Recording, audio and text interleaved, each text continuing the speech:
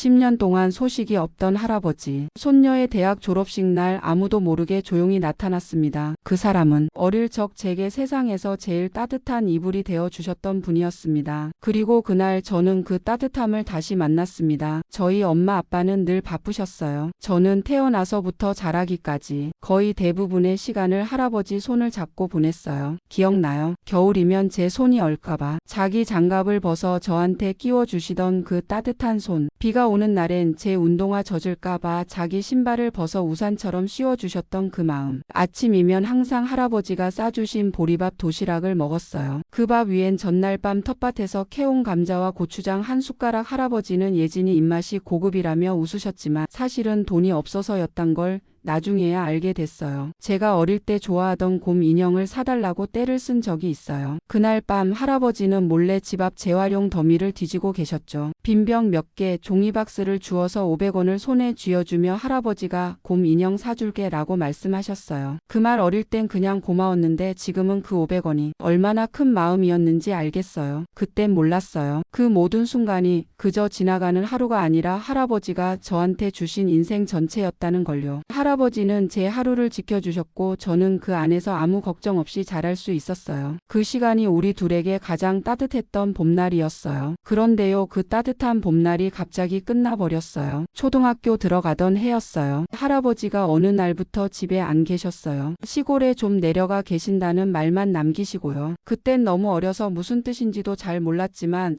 왠지 다시는 못 볼지도 모른다는 이상한 예감이 들었어요. 그날 이후 아무리 기다려도 그 따뜻한 손길은 돌아오지 않았습니다. 초등학교 졸업식 날에도 중학교 입학식 날에도 그 누구보다 와주셨으면 했던 그 자리에 할아버지는 끝내 나타나지 않으셨어요. 그 빈자리를 마주할 때마다 나는 점점 말을 잃어갔고 혹시 내가 뭔가 잘못했나?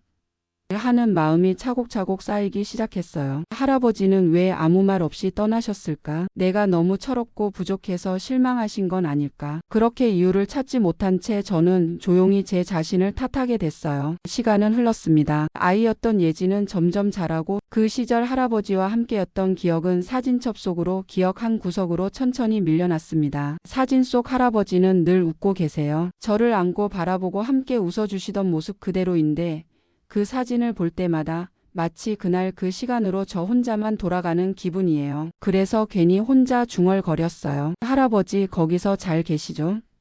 혹시 아프신 건 아니죠? 밥은 드셨어요?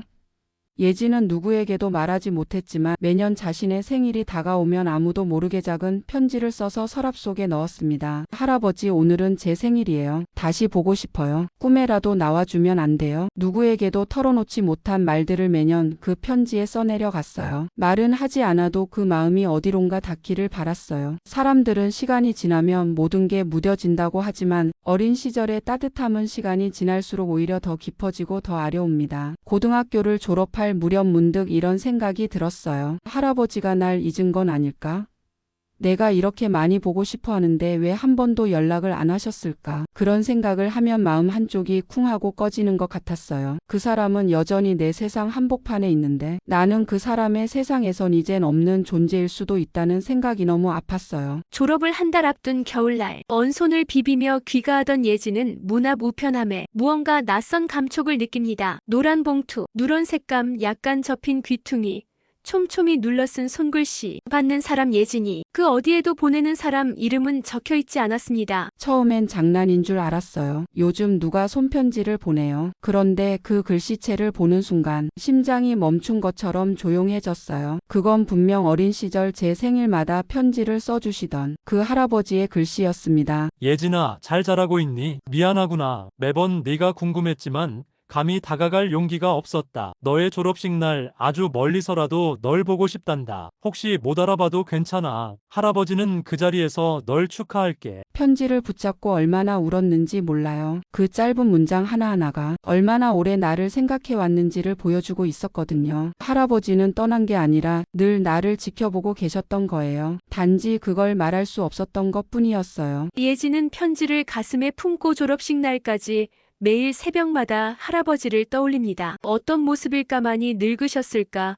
혹시 아픈 건 아닐까 그 걱정과 기대가 뒤섞인 감정은 그녀를 설레게도 아프게도 만들었습니다. 드디어 졸업식 날, 예진은 평소와 다르게 연보라색 코트를 입고 나섭니다. 그건 예전에 할아버지가 예진에게 해준 말 때문이었습니다. 우리 예진이는 연보라색이 참 잘 어울린다. 사람들 속에 섞이지 않고 그 색이 나를 보여줬으면 좋겠다고 생각했어요. 혹시라도 할아버지가 나를 찾으신다면 한눈에 알아보시게요. 식이 거의 끝나갈 무렵 강당 가장 구석에서 누군가 제 시선을 붙잡았어요. 낯설지만 이상하게 익숙한 실루엣. 눈을 마주치자마자 알았어요. 예진아 많이 컸구나. 할아버지 정말이세요? 둘은 말없이 서로를 바라보다가 천천히 다가갑니다. 예진이 먼저 할아버지의 손을 꼭 붙잡습니다. 그리고 눈물이 왈칵 쏟아집니다. 그 순간 어릴 적 그 따뜻한 품이 그대로 느껴졌어요. 시간이 흘렀는데도 아무것도 변하지 않은 것 같았어요. 미안하다. 정말 많이 보고 싶었다. 저도요 너무너무 보고 싶었어요. 하루도 안 그리운 날이 없었어요. 재회의 순간 이후 예진은 할아버지와의 시간을 다시 시작했습니다. 매주 시골을 찾았고 함께 밥을 먹고 함께 길을 걷고 함께 침묵을 나눴습니다. 할아버지는 여전히 된장을 담그시고 무말랭이를 말리시고 손수 만든 수세미를 나눠주셨어요. 그 속에서 전 그동안 놓쳤던 할아버지의 시간을 다시 만지고 있는 기분이었어요. 나는 늘 내가 잘 되길 바랐단다. 그래서 아팠을 때